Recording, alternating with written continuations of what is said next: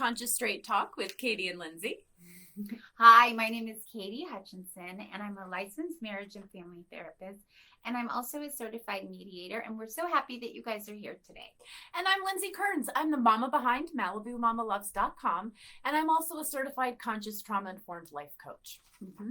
So last week we started talking about domestic violence. Yes. And this is a really important conversation that we want to get going and keep talking about because it affects so many people. 1 in 3 men or women, 1 in 4 men. Mm-hmm. And that's a lot of people. I always break that down with, you know, when you go to the movie theater, you go to a restaurant, wherever you're at, you look around. 4 friends together, 5 friends together, and there you have it. Yep. 1 out of them is being abused somehow, emotionally or whatever else. And so today we thought we would talk about the physical forms of abuse because that is definitely the most visual type. Mm-hmm. And I thought it'd be a good idea. Let's start off with the actual definition if you want to share that with us. I'm going to, but first I just want to say abuse and disrespect, they just chip away at a person's self-esteem. So it's just chronically chipping away, like chipping away at a large mountain. And I feel like that physical aspect of the abuse just, it hammers home any sort of emotional. Right.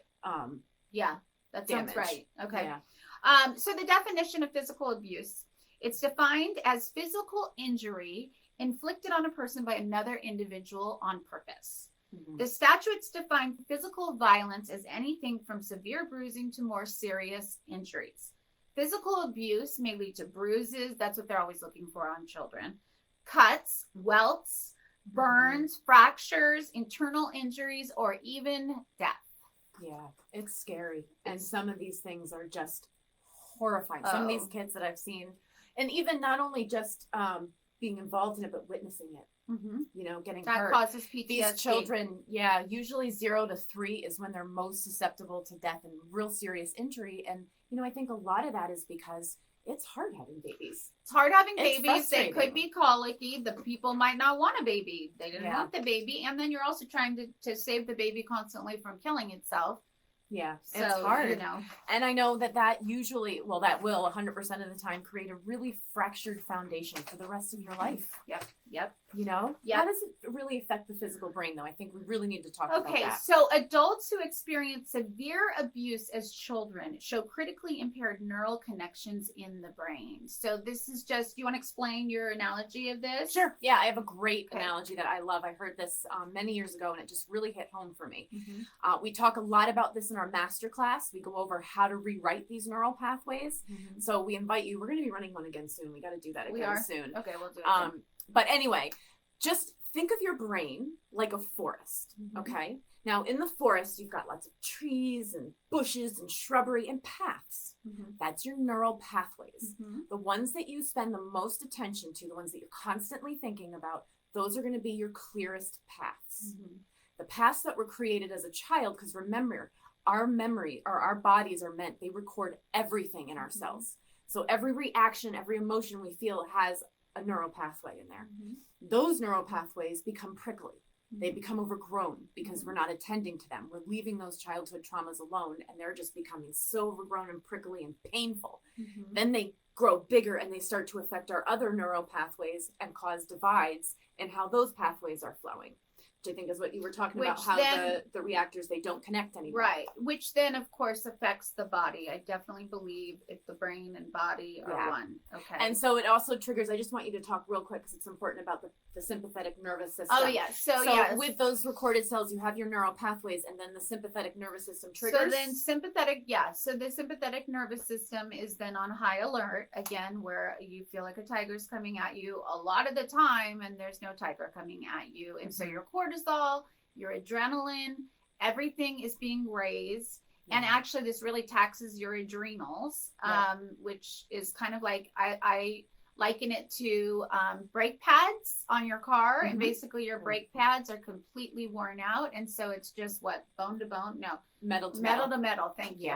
And so. And your body can't function. It causes all kinds of physical problems, too. Right. Yes, it does. And because of those adrenals, life is just like hitting these huge bumps. And you have to remember, right, that our bodies were designed to survive. So even if that tiger isn't coming at you, your brain is preparing for it because it doesn't know if it's real or perceived. No. And you go into that because it thinks there's a tiger and there's no tiger. Right. And so that will manifest a lot of physical ailments. I know for myself, I've shared with you guys that I'm a survivor. For over 8 years, I was hiding it. And I did at about year 5, I got Addison's disease, which is when your adrenal glands fail. Western medicine told me I could never heal that. I found an amazing naturopath, worked with her for 8 or 9 months, and I was able to reverse the Addison's. But I'm just saying, this takes a toll, right? Yes. We've got some statistics on that. Yes, and I want you to do that, but let me just, there's a couple things I want to say. Yeah. Parts of the brain, back to the brain, associated with the regulation of attention, emotion, and other cognitive processes suffer. Yeah, big time. Adults who have been abused are more likely to suffer from personality disorders. I see this all the time. It shows up in the mid to late teens into the 20s. And I see a lot of borderline personality disorder. I see a lot of histrionic personality disorder, of which I will teach you guys about later. It's a lot of attention seeking, but in a crazy way. And then a lot of antisocial personality disorder. This is what the layman would call psychopaths. However, is this a person that's going to go out and kill you? Well, yeah, there's a couple that do. But once again, these are usually the people that climb the corporate ladder and they stomp on everybody to get there, and they have no empathy for them. So that's why they climb the corporate ladder and they can be the CEO, etc. They don't care. Now, along with the emotional issues, people that have experienced long-term physical abuse also will develop chronic, long-lasting health issues, as I did with the Addison's disease after a while. You can also experience heart problems, high blood pressure, digestive problems. Women get anxious and depressed. I did. I isolated.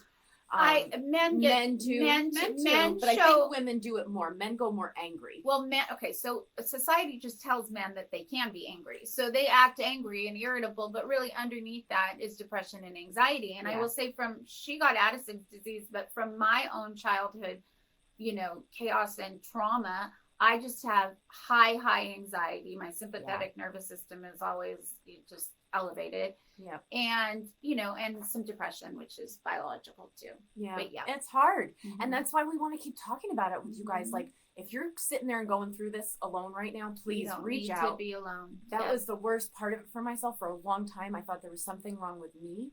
And I didn't know that there was nothing wrong with me. Things are being done to your me. Self-esteem. Yes. Not because of me. They were being done to me. And that one simple shift in the sentence has the potential to change it all for you.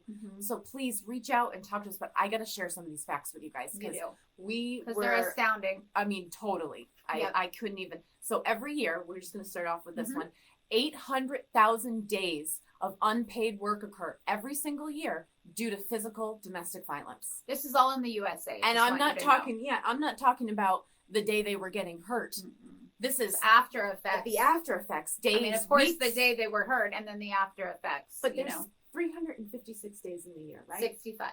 Whatever. A little dyslexic. 365. That's okay. But I'm saying, and you think about that, 365 days in the year, there's 800,000 days being missed. So, I mean, relate that to people. And if you want to monetize that, let's talk about that. The net loss is $1.4 billion every year because there's no productivity due to physical violence. All in the domestic USA. Violence. Yep. I mean, that's insane to me. You know? It's crazy. It's crazy. Okay, so in 1994, a study showed that DV injuries resulted in 21,000 hospitalizations. 98,000 inpatient visits, treatment days. 98,000, that's a lot.